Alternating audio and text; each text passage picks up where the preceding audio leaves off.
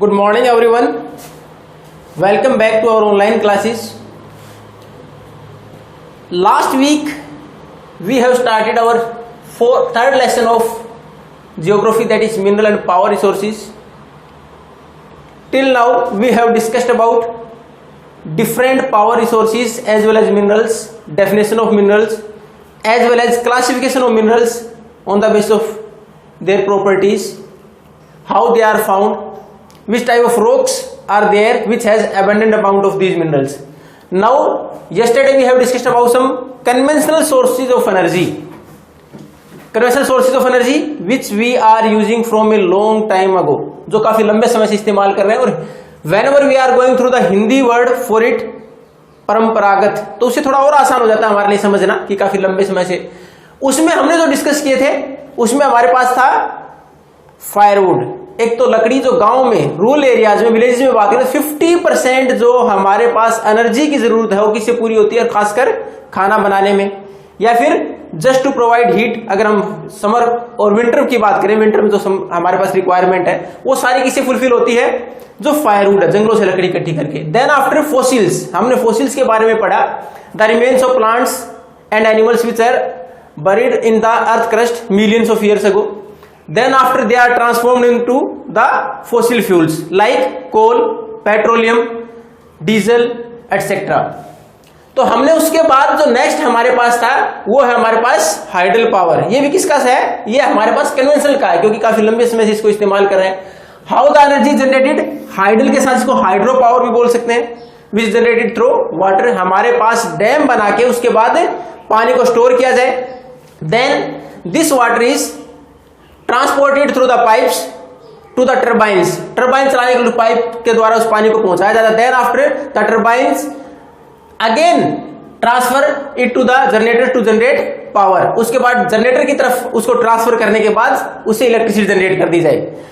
अब हमारे पास इससे नुकसान की बात करें तो कोई ज्यादा नुकसान नहीं है. क्यों नहीं है, इसका कि हमारे पास जैसे वो पानी उसके बाद जनरेट, इलेक्ट्रिसिटी जनरेट करने के बाद जो बचेगा, we can use it for irrigation. उसके बाद हम कैनल से निकाल दे डैम्स के आगे और उसको इरिगेशन के लिए खेतों में इस्तेमाल किया जा सकता है. तो ये था हमारे पास कन्वेंशनल सोर्स का लास्ट आपकी बुक के अनुसार, जिसमें हमने पढ़ा हमारे पास different sources of conventional source में coal, petroleum, natural gas and now hydel power.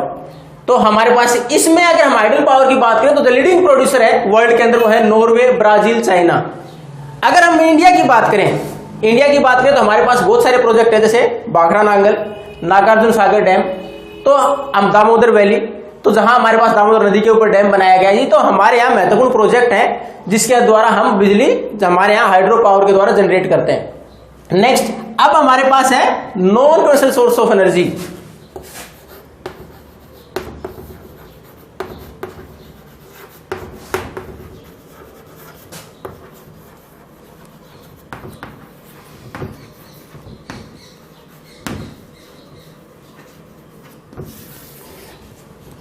अब हमारे पास ये जितने भी थे कुछ एक को छोड़ दें तो हमारे पास ये ज्यादातर, चाहे कोल, पेट्रोलियम की बात करें तो ये हमारे पास किस प्रकार के थे, they are going to be exhaust very soon.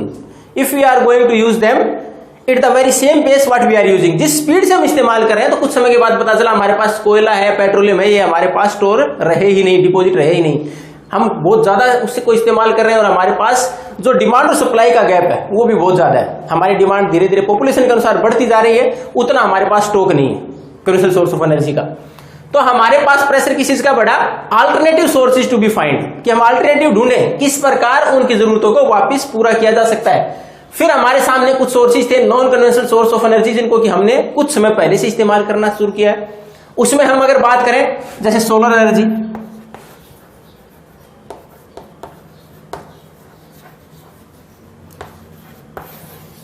Sunlight continuous है, हमेशा मिलती रहती है, रिप्लेनिशमेंट है, लगातार आएगी. ऐसा नहीं है कि आज है कल खत्म हो जाएगा, इसको इस्तेमाल कर लिया गया. तो हम टेक्नोलॉजी डेवलप करने के बाद इस सोलर एनर्जी को, जो सूर्य की हीट है, इसको जनरेट करने में, इलेक्ट्रिसिटी जनरेट करने में इस्तेमाल करें. और वी आर यूजिंग इट, आज हम कर भी रहे हैं इस चीज को.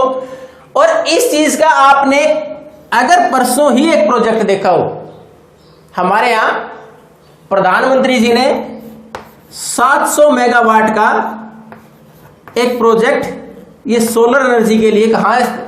अभी हमारे पास इसकी फाउंडेशन रखी है, ये रखी है रीवा मध्य प्रदेश में। अब हमारे पास कुछ एक प्रोजेक्ट ऐसे जहां ट्रेनें भी जो डीजल और इलेक्ट्रिसिटी से चलती थी वो अब किससे चलेंगी? हमारे पास सोलर एनर्जी से चलेंगी। तो ये हमारे पास, अगर हम करंट की बात भी करें तो हमारे पास एशिया का सबसे बड़ा है, ये अब एशिया का सबसे बड़ा हमारे पास सोलर प्लांट जो लगाया गया है रीवा में, और जो जिसके द्वारा इलेक्ट्रिसिटी, इससे जनरेट इलेक्ट्रिसिटी के द्वारा, सोलर एनर्जी के द्वारा ट्रेनें चलाई जाएंगी। तो हमारे पास काफी कुछ डेवलपमेंट है सोलर एनर्जी में। दूसरा ये हमारे पास इसका पर्याप्त भंडार है, यानी हमारे पास हम ट्रॉपिकल सब ट्रॉपिकल रीजन में आते हैं। अब ट्रॉपिकल और सब ट्रॉपिकल पहले पढ़ चुके हो ज्योग्राफी में। The areas around 10 degree latitude to 45 degree latitude, इसके बीच में जो आता है हमारा, वो सारा किस में आता है? ट्रॉपिकल और सब ट्रॉपिकल में आता है। तो उसके अंतर्गत आते हैं we receive a abundant amount of heat, काफी मात्रा में हीट हमें मिलती है, जिसके द्वारा हम उस टेक्नोलॉजी का, इसका अगर आपने नाम पढ़ा हो तो उसमें फोटोवोल्टिक टेक्नोलॉजी, जिसके द्वारा हम इसको सोलर, जो हमारे पास हीट आती है, सन हीट है, उसको हम सोलर एनर्जी में कन्वर्ट कर सकते हैं। उसके द्वारा हम प्लेट्स लगा के आजकल घरों में भी इस्तेमाल कर रहे हैं। हमारे पास इसका पर्याप्त भंडार, यानी हमारे पास, क्योंकि हम ट्रॉपिकल सब ट्रॉपिकल दोनों रीजन में आते हैं, ट्रॉपिक ऑफ कैंसर भारत के बीचों बीच से निकलती है। इसका मतलब ट्रॉपिकल और थोड़ा सा ऊपर चले जाए तो हमारे भारत का जो लास्ट है वो 37.6 लैटिट्यूड है, और 23 के ऊपर हमारे पास ट्रॉपिक ऑफ कैंसर, तो ये हमारा आता सब ट्रॉपिकल में। तो हमारे पास काफी पर्याप्त हमारे पास सनलाइट है, जिसके द्वारा हम इसको जनरेट कर सकते हैं। दूसरा इसका एक बेनिफिट, ये पॉल्यूशन क्रिएट नहीं करती। हमारे पास एक बेनिफिट, और एक तो हमारे पास पर्याप्त है, अच्छे से जनरेट करके बाकी प्रोजेक्ट में इस्तेमाल कर सकते हैं। दूसरा पॉल्यूशन नहीं होता। नेक्स्ट, विंड एनर्जी के बाद विंड पावर और विंड एनर्जी, हमारे पास सोलर एनर्जी के बाद, सोलर एनर्जी के बाद दूसरा विंड एनर्जी या विंड पावर। इसी प्रकार हमारे पास माउंटेनियस एरियाज में और कोस्टल एरियाज में हमने cluster of the wind mills, हमने क्या विंड मिल लगा दी, बड़े बड़े सर्कल। उसके बाद आप देखोगे हाइट, जहां माउंटेन्स एरियाज है, कोस्टल एरियाज है, उनके अंदर कि जहां हमारे पास तेज हवाएं चले, उसको ट्रैप करके again the same process what hydel power was using, turbine चलाएं, उसे जनरेटर से फिर जनरेटर इलेक्ट्रिसिटी जनरेट करें और इसका इस्तेमाल करें।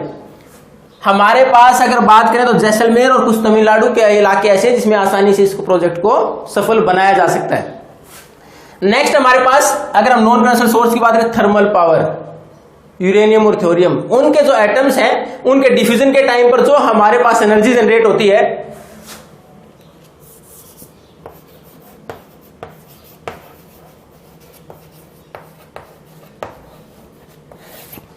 उनके जब एटम को ब्रेक किया जाए, उनसे जो जनरेट होती है इलेक्ट्रिसिटी, उसको न्यूक्लियर पावर प्लांट में इस्तेमाल किया जा सकता है, जिसके द्वारा इलेक्ट्रिसिटी जनरेट करके it can be supply to other purposes, either it's for industries और फॉर डोमेस्टिक पर्पस। तो हमारे पास ये कुछ non conventional source of energy है। जो रिमेनिंग हमारे पास और बाकी के हैं, चाहे जियोथर्मल है, चाहे टाइडल एनर्जी है, चाहे बायोगैस है, उसके द्वारा हम एनर्जी जनरेट कर सकते हैं। We are going to continue in the next class. Today we have discussed one conventional source of energy, hydel power. Before this we have discussed in the last class regarding the coal, petroleum, natural gas. Then after non-conventional source of energy, solar energy, wind energy and nuclear power. In the next class we are going for the remaining one. Thank you and have a nice day.